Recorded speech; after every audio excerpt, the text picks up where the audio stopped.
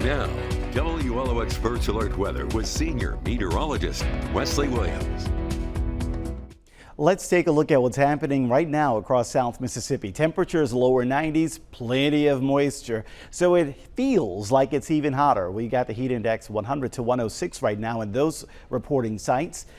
Most of these numbers are in the 100 to 106 range. There might be some erroneous readings like the one near Long Beach. I guess that one is sitting out in the sun, so it reads a hotter number. But for the most part, you're looking at mostly 100 to 105 with a few exceptions just above that.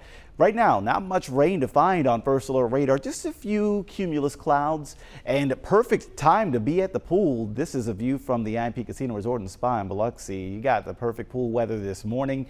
Just a few clouds and no rain yet, but I think we might get some pop-up showers and storms. The chance for rain will increase as we go into the next hour, 30 to 40%, and then later this afternoon, 40 to 50%. You can see the chance decreasing later Friday night. Here's that futurecast for rain chances today, and you can see that number goes up to about 40 to 50% before it does quiet down heading into Friday night. But all in all, a pretty classic summer-like day with, of course, a good dose of heat. We've got the heat advisory in place now through 7 p.m. At First Alert, another one has just come out for tomorrow. So we'll see another heat advisory for your Saturday. Surprise, surprise, we're forecasting the same temperatures. So, of course, you're going to see similar weather alerts. Today, the heat index could come upwards of 108. The same thing could happen tomorrow in a few places. Right now, our modeling not really showing that potential on Sunday, but it's going to be close, so we'll see. They might do a heat advisory for then, too. Big picture, we have clockwise circulation over here near South Carolina. There are also some clockwise circulation near Oklahoma and Arkansas.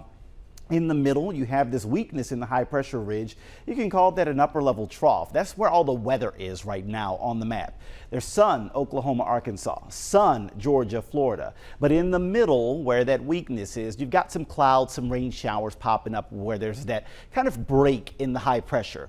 That break today is over North Mississippi. Tomorrow, that break will slide down to South Mississippi.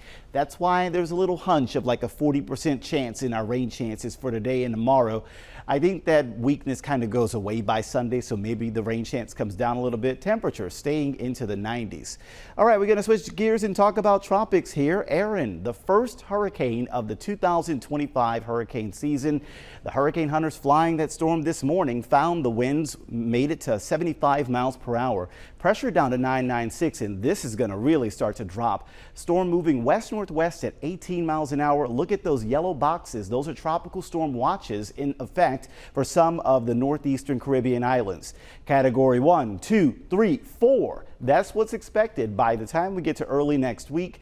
A major hurricane, but a good sign continues with it taking a turn to the north. That's as far as what we residents of the Gulf Coast, we want to see that. We want to see the turn that keeps this powerful storm away from the Gulf.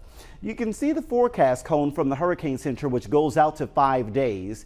Beyond the 5-day track, you don't see any of the red lines up here hanging a sharp left or any kind of squirrely nonsense like that. All of the lines near the edge of the NHC track are all showing a continued motion toward the north and the east. So this keeps the Gulf Coast away from any wind threat.